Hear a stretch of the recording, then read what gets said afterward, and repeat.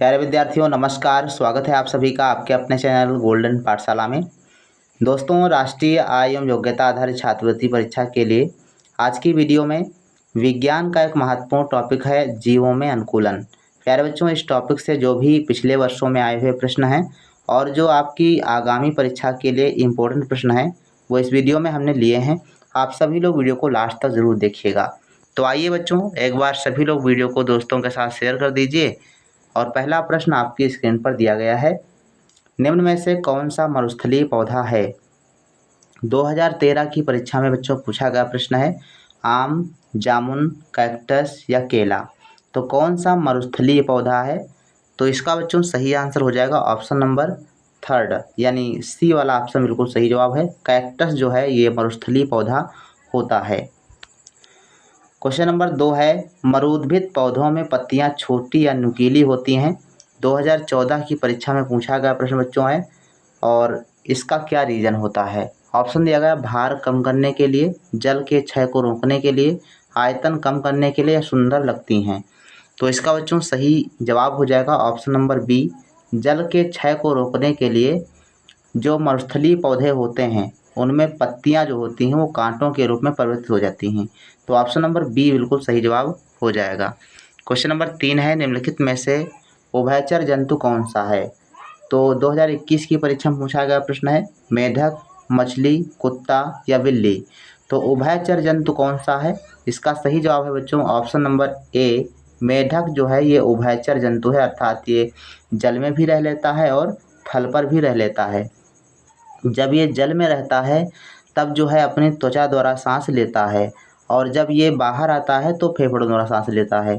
ये इसकी विशेषता होती है, इसीलिए ये अपने आप को अनुकूलित रखता है, जल पर भी और थल पर भी जो है अपना अनुकूलन कर लेता है। 4 नंबर प्रश्न है, निम्नलिखित में से किन पौधों में पत्तियां कांटों में रूपांतरित हो जाती हैं। 2022 में बच्चों ये प्रश्न आया था। जलीय पौधों में, समोद्भिद पौधों में, मरुस्थलीय पौधों में या इनमें से कोई नहीं।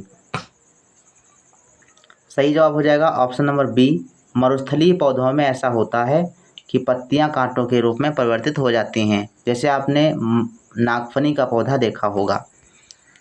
5 नंबर क्वेश्चन है, नागफनी का पौधा है 2023 में बच्चों प्रश्न पूछा गया है, आरोही, उपरिरोही, जलीय या मरुस्थलीय।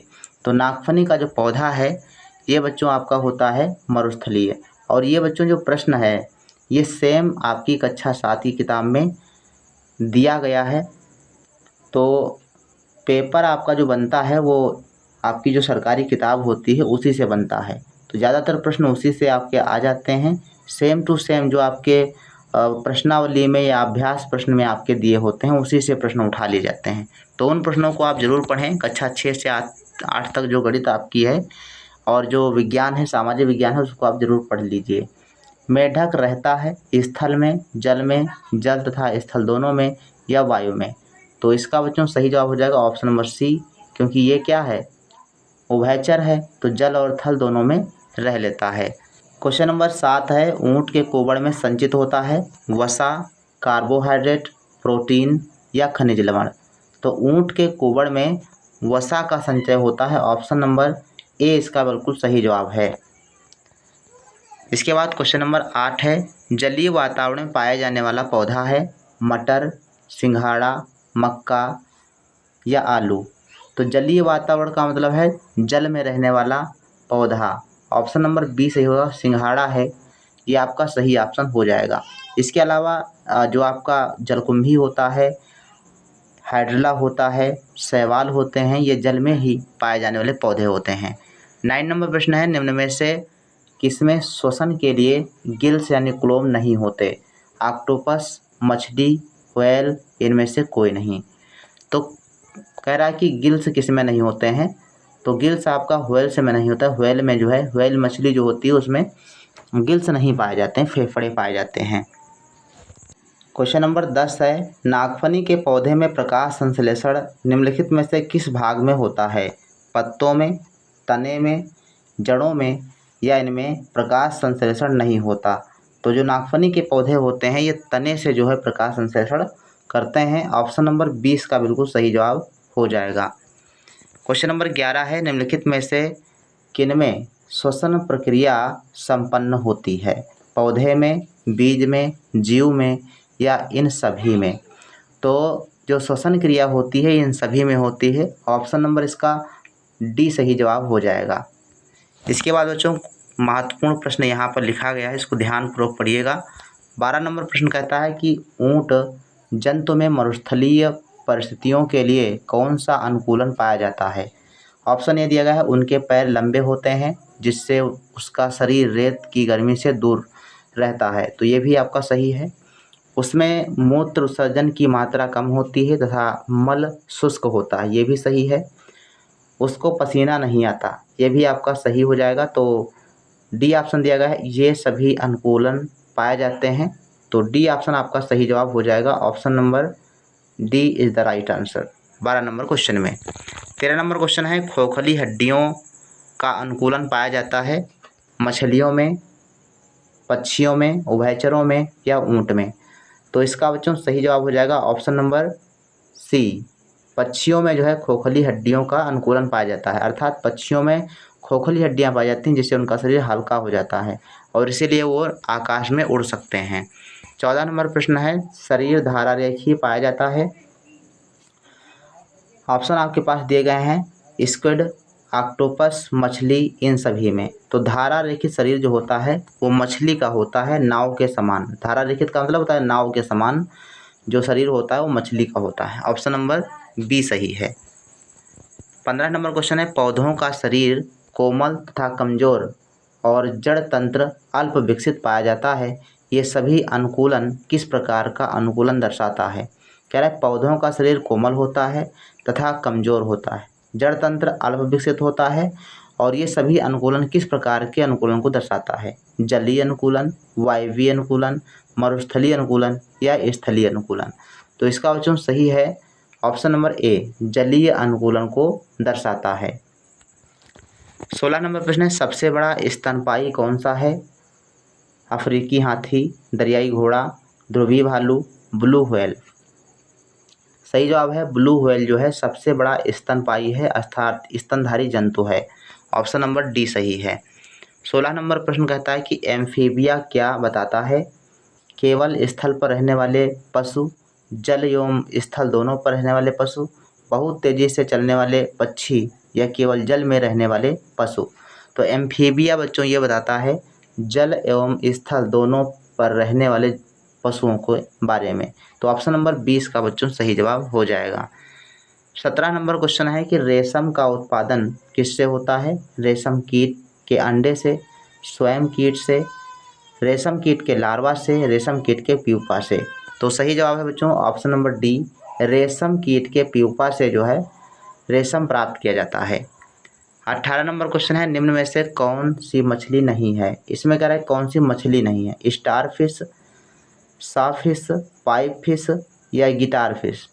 तो स्टार फिश जो होती है जिसको तारा मछली कहा जाता है ये आपकी मछली नहीं होती है। ऑप्शन नंबर ए बिल्कुल सही जवाब है। 19 नंबर प्रश्न है, निम्न में से कौन सी वास्तविक रूप से मछली है?